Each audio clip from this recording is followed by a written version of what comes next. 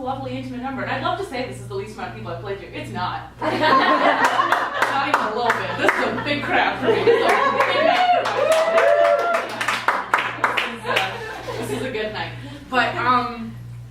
But yeah, I tend to do characters, as I said. I do characters, and I'm in my 20s, and I live in a big city, so I do improv, of course.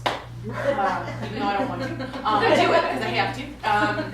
And I thought I'd do something a little different tonight. I was trying to work on the theme of change, Brenda's theme of change. And the thing that's just driving me nuts, I've never been really a politically engaged person. I'm not. That's an awful thing to say, but I'm not. I didn't grow up in a family where we really talked about it. But now I'm getting into it, and now I'm super into it. And what I think is so funny is I keep thinking back to, like, just the elections I can remember. I'm only 24. There's only a handful of elections I really even kind of known about. But in 2008, do you remember how crazy Sarah Palin seemed? Remember how crazy she seemed? We were like, this is it. Politics is over. This lady's a nutbag. Like, this is crazy. And now I'm like, there was something endearing about her. Like, looking back, compared to what we have now, there was something, like, relatable and sweet about Sarah. It was like, oh, crazy Aunt Sarah with her chunky highlights. She was like Tina Fey. Oh, Aunt Sarah. Like, now when she does say something crazy, usually in sequins. I love that she's wearing sequins now, by the way.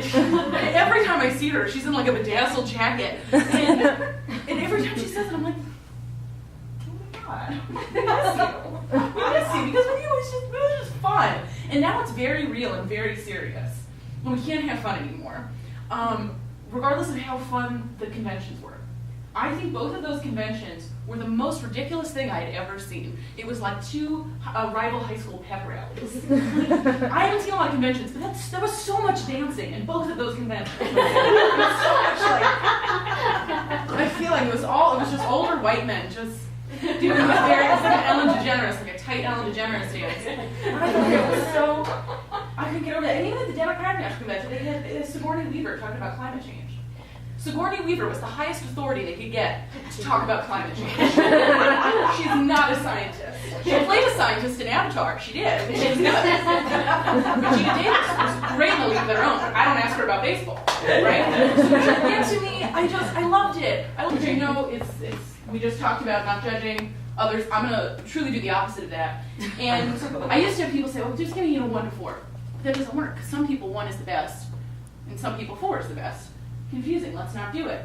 Let's do the one thing that we know works. The Baldwin brothers skill. All right. So Alec, undeniably the best. Right. I'm not. Look, I don't want to rag on the other brothers. I want to rag on him. But he's the best.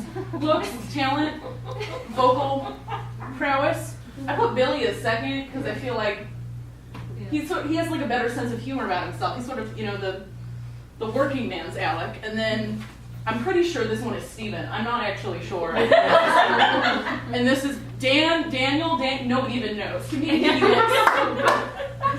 you were to look at these two, it's almost like a crime artist rendering. That's like, he had what kind of face? So anyways, I'm gonna ask you, lovely lady, to judge me, and then I'm gonna ask you, lovely man, to just tally up what she says. All right, and so just keep tally, and listen, don't be afraid to be tough on me. Or if you have a change. Oh. Should I get somebody else to do it or no? That's fine. So give me that, and then back to here, my lovely lady. They're snappy. They're micro impressions. I'm not going to sit in it too long. Okay. So I'll do it, and I'll point to you. Okay, point. You do the next one. Is that cool? Cool. Thank you. I appreciate it. It's not the fun job, but you know what? Somebody's got to do it. Okay. Somebody's got to do it. All right. So here we go. Here we go. Micro impressions. Micro impressions. Give me a little applause. Give me a little. Kermit the Frog. Hey, little Kermit Froggy. Oh, Zoe Deschanel. Hey, Zoe Deschanel. Thank you so much for having me tonight. And a lot of women and riding bikes. Drew Barrymore. I also love women. Drew Barrymore. I made a movie called With It. And then I was in a Grey Gardens movie with Jessica Lange. She was literally like her mom. Judy Garland. I used to go down to the Brown Derby with Mickey Rooney. And I remember because we did it every night. Everybody was doing it. It was the Brown Derby, Mickey Rooney. Everybody was doing it. Kim Kardashian.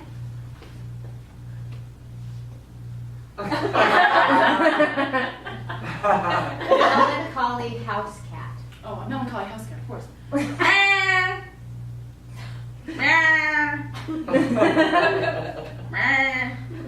Chair. Yeah. Hello, it's me. Debbie Reynolds.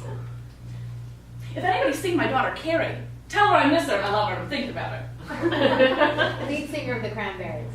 Zombie, James Blunt.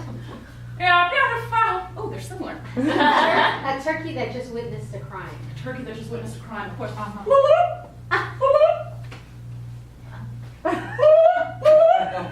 didn't know how that one's gonna go. I had to do it. Oh, I had to do it. Norma Desmond from Sunset Boulevard.